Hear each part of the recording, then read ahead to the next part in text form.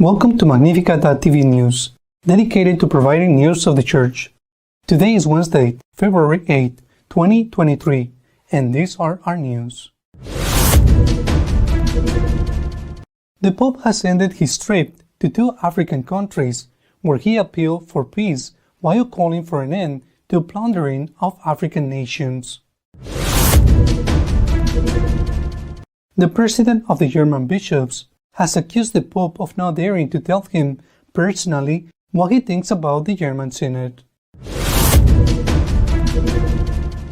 A survey has shown that the majority of German Catholics are convinced that there will be a schism because of their country's synod.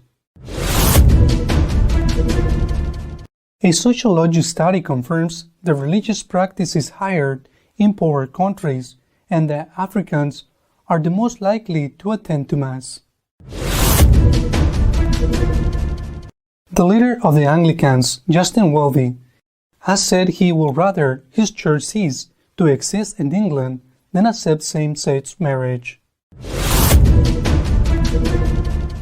Pope Francis has visited Congo and South Sudan as a messenger of peace, calling for an end of the plundering of Africa and internal reconciliation. Do not touch the Democratic Republic of Congo. Don't touch Africa. It's the present appeal Francis made in his first speech in Kinshasa, Democratic Republic of Congo, the first leg of his journey. Africa is not mine to be exploited or a land to be plundered, were the Pope's words addressing the authorities, civil society, representatives, and the diplomatic corps of the Democratic Republic of Congo in Kinshasa, at the start of his 40th international apostolic journey, during which he also visited South Sudan. In his first Mass, Francis spoke of peace and said Christians are called to be missionaries of peace and to collaborate with everyone to break the cycle of violence, to dismantle the plots of hatred. On the 3rd day of his apostolic visit to Congo, the Pope met with young people and the catechists of martyrs established in Kinshasa, whom he thanked for their affection and their dances. In his speech, he asked them to strive to reject corruption and not to be overcome by evil. During his visit to South Sudan, he highlighted his meeting with bishops, priests, and deacons, consecrated men and women, and seminarians. Francis asked them to be merciful shepherds and not tribal leaders. The most significant part of this leg of the trip, however, was the ecumenical prayer in the South Sudanese capital, Juba, to pray for peace in the country, which has been tormented by bloody civil war. Nearly 50,000 people took part in the prayer, including Justin Welby and the Archbishop of Canterbury, and Jan Greenfields, the moderator of the Church of Scotland. The Pontiff stressed that prayer is inseparable from the struggle for peace. The Pope denounced the tribal view of religion and called for the spread of Jesus' style of non-violence. The Pope also called for a cessation of conflict and a serious return to the peace process in the country during his meeting with representatives of the more than 2 million displaced people. The Pope affirmed that there can be no future in the camps for displaced people, and urged the need for all young people to have the possibility of a school education. Following the Pope's criticism of the German Synod, the president of the German Bishops' Conference has reproached the Pope for not being able to tell him personally. The president of the German Bishops' Conference, Monsignor Bathing, responding to the Pope's criticism of the German Synod, considered it questionable to perceive the leadership of the Church through interviews, as it is the case with Francis. And he wondered why the Pope did not set the record straight with the German bishops in Rome during his recent Ad Limina visit. In an interview with the daily Die Welt on Friday, Batzing said that during the Ad Limina visit, the Pope had the opportunity to speak directly to the German bishops about the synodal way. Journalist Lucas Weigelmann reminded Batzing that the pontiff had just said it in an interview that the synodal way in Germany was not useful and that it was an event for elites. He added, "You, on the other hand, have maintained for years that Francis supports the synodal path. Why have you deceived the faithful in Germany for so long?" Monsignor Batzing answered the journalist with another question. "Why didn't the Pope talk to us about this when we were with him in November?" And added that he had no direct channel of communication with Francis. Batzing also commented on the letter of Cardinals Pietro Parolin, Mark Wellet, and Luis Laderia, with which the Holy See has rejected the intention to establish a synodal council in which bishops and laity could consult and decide together. In Batzing's opinion, it is true that there are fundamentally different ideas of synodality. The Pope understands it as a broad gathering of impulses from all corners of the Church. Then the bishops discuss it, and in the end there is one man at the top who makes the decision. I do not think that is the kind of synodality that is sustainable in the 21st century. We German bishops, Batzing added, are looking for a possibility of real consultation and real joint discussion making. The president of the German episcopate was unsympathetic to the Pope's accusation that the synod is ideologized and gave as an example the question of celibacy. It has been discussed for 60 years, he said, and Pope Francis has allowed the debate even at the Amazing Synod. To now call that the ideological debate where the Holy Spirit leaves the room as if flying out, so to speak, what is the point? Batzing stressed that the Pope also encouraged him that it was up to the Church in Germany to draw the consequences of the sexual abuse scandal. However, he said the latest letter from the Vatican makes him suspect that they simply no longer want to see the systemic causes, background, and factors of this scandal. For her part, the chairwoman of the Central Committee of German Catholics, Irme Sletter-Karp, said she does not want to bow down and give up her driving role after Rome's criticism of the German Synod. We dream of a church that has better things to do than to defend its power. The vice chairman of the same committee said that the accusation by the Pope and the Vatican cardinals that the synod is elitist comes precisely from those who occupy the highest elitist position in the Church. Cardinal Kasper also spoke on this subject, strongly supporting the Vatican's letter of January 16, signed by Cardinals Parolin, Wellet, and Laderia, which rejects the introduction of a permanent synodal council to consolidate the synodal way in Germany. The cardinal warned that to reject this letter is to stand on the brink of schism. The letter, behind which is the authority of the Pope and ultimately of the Second Vatican Council, is absolutely clear, Kasper said. Every bishop was conferred the pastoral office in his diocese at his episcopal ordination in the succession of the apostles.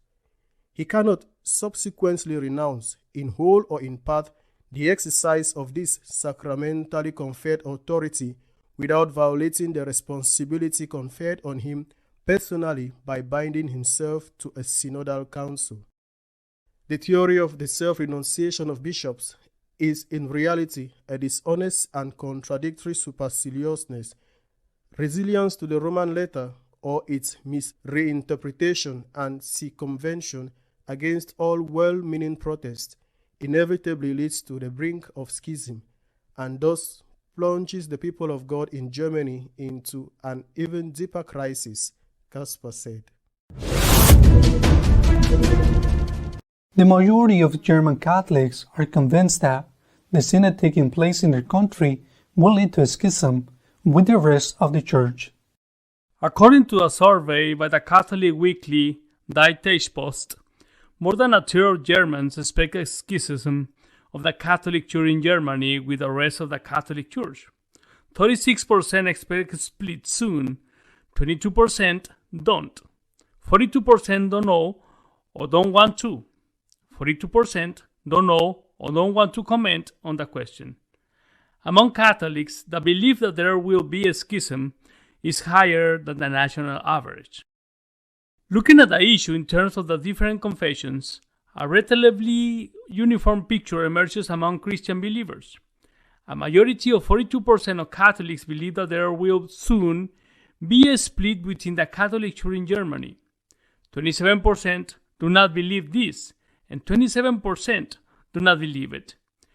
27% do not think so, and 29% do not know where they stand on this.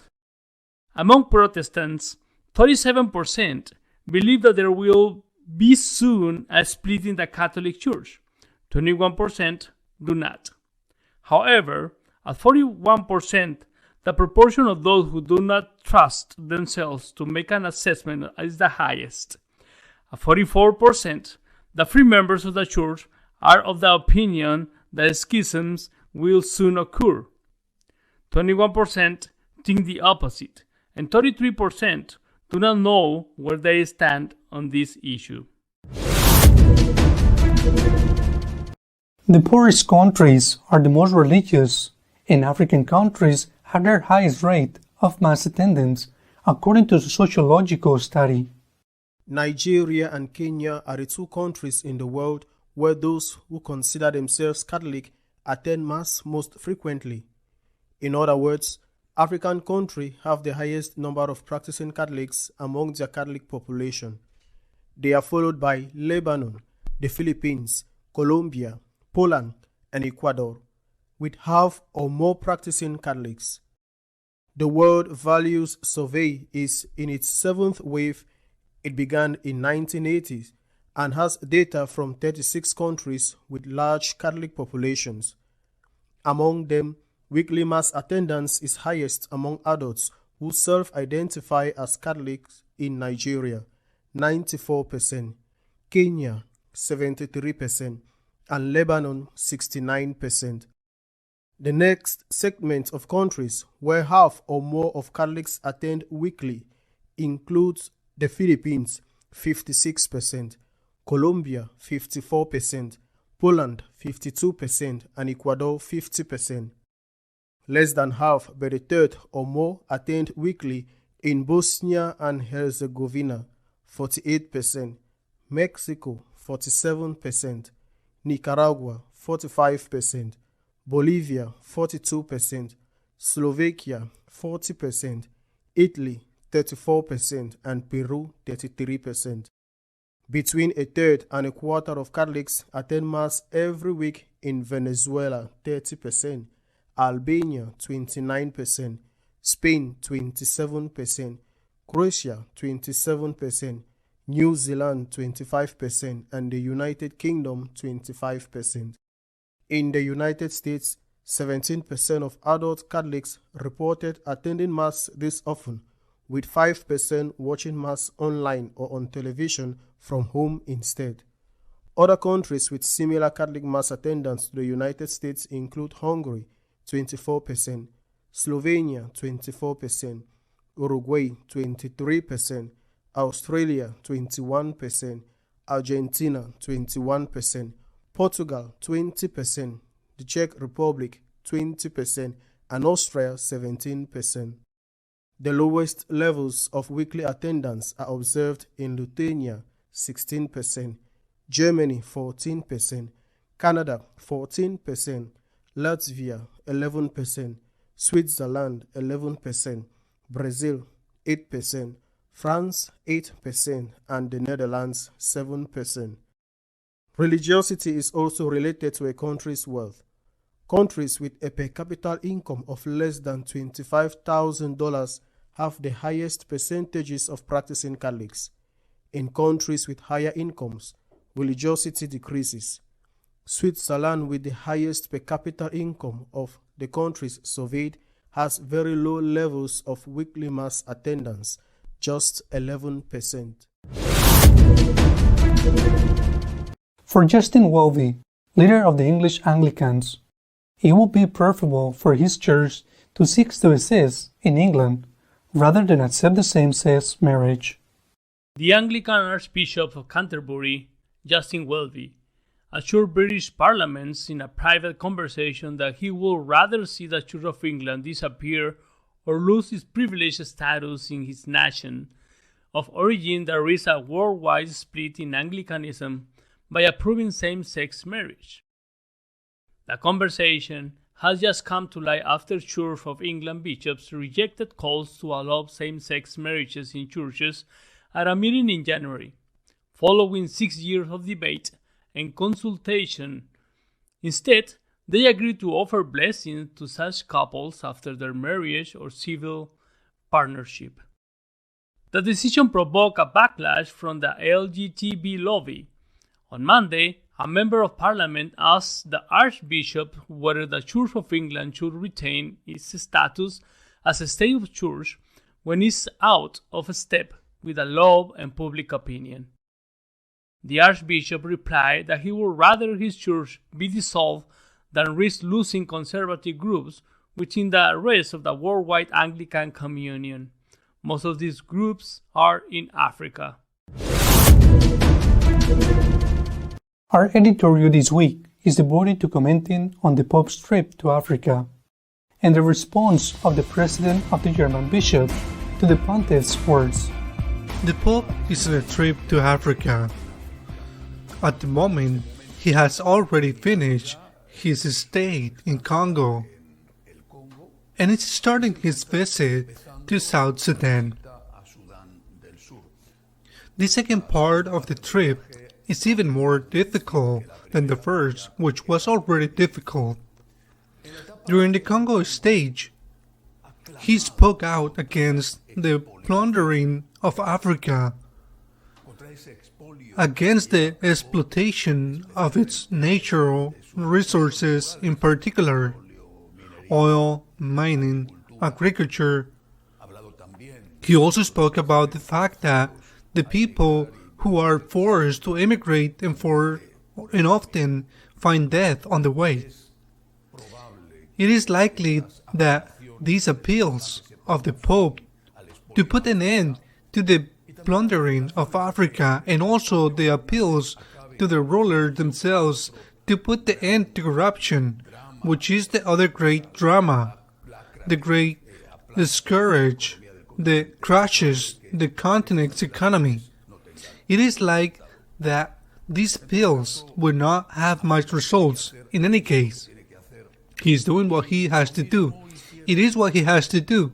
And his predecessors did the same. John Paul II was in the Congo, and Benedict XVI lived in 3 African countries. They spoke about the same subject and did not help much either. But Pope Francis, like the previous ones, is doing what he has to do.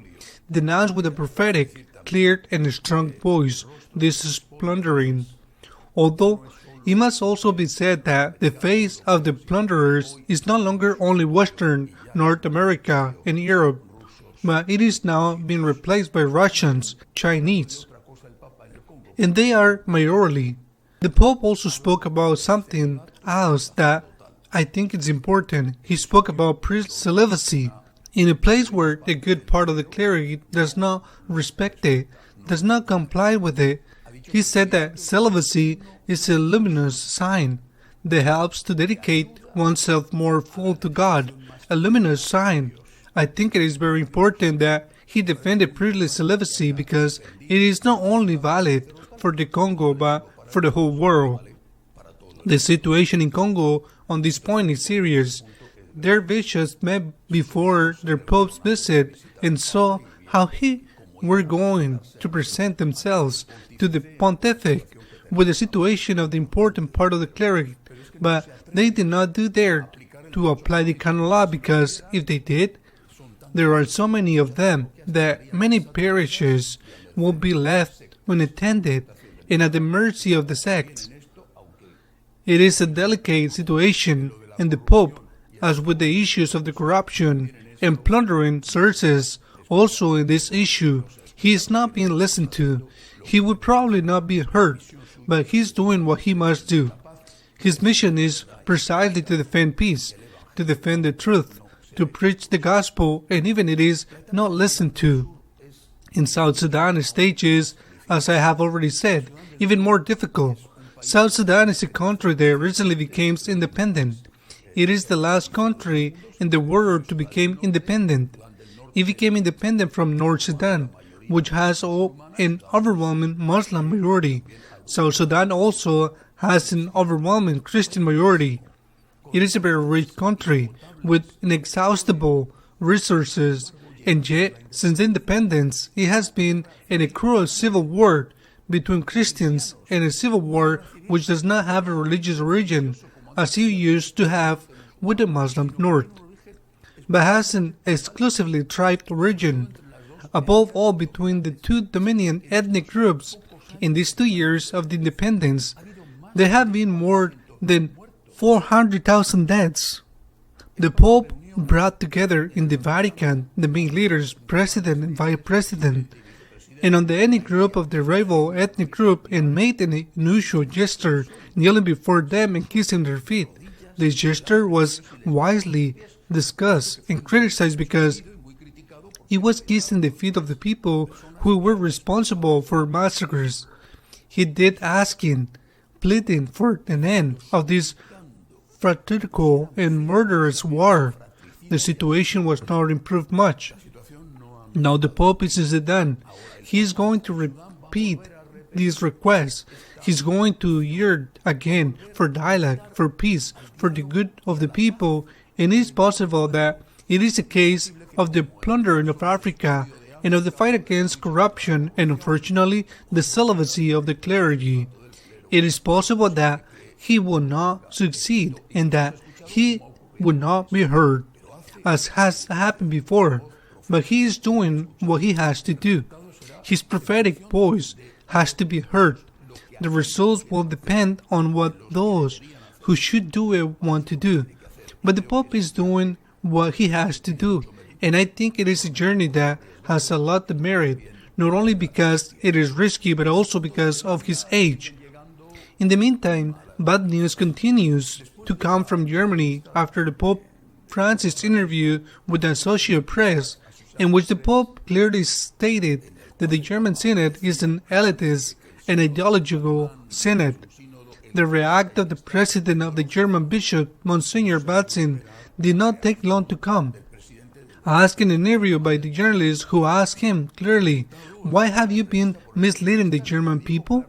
You have been saying that these years that the Pope is in favor of the Synod, and now it turns out that the Pope says that the Synod is an ideological Synod where the Holy Spirit is not present. That is elitist." Batzin's answer was blunt. "The Pope must have said this to my face. The Pope did not dare to say it clearly to me." In the words of Batzin, was calling the Pope a coward, and in the interview, in addition, he said that they were not going to change, that they were going to continue to apply it because, according to them, what the Vatican had forbidden, as I said last week, it had forbidden the synodal councils. They had forbidden the synodal councils because they have authority over the bishops. According to them, this is not against canon law, even though 3 cardinals, among them the Secretary of the State, with a letter signed by the Pope, said that it was indeed against canon law. Well, the situation is so serious that, for the first time in history, a president of an Episcopal conference insults the Pope, and the publicly insults him, calls him a coward, telling him that he should have said it to his face. Well, so far at least nothing has happened. It remains to be seen if an insult of the celibacy is going to be a no cause. Certainly, this is not the same as when one disagrees with something of the Pope's. There have been saints who have openly disagreed it, but this is not the case. Now, it is an insult. He calls him a coward, and he has also said that He's governing the church badly because Vatican has said that the church is not governed on the basis of interview to newspapers and television, which is what the Pope does according to Vatican. I repeat, so far there has been no response from the Vatican, and it remains to be seen whether it is an open season not to disagree with the Pope on the point of another, but to insult him. The president of the Commission of the Laity also spoke this week and said that they will not bow down. She used this expression, they will not bow down to the imposition of the Vatican, and they will continue their path of the implementing the conclusions of the German Synod.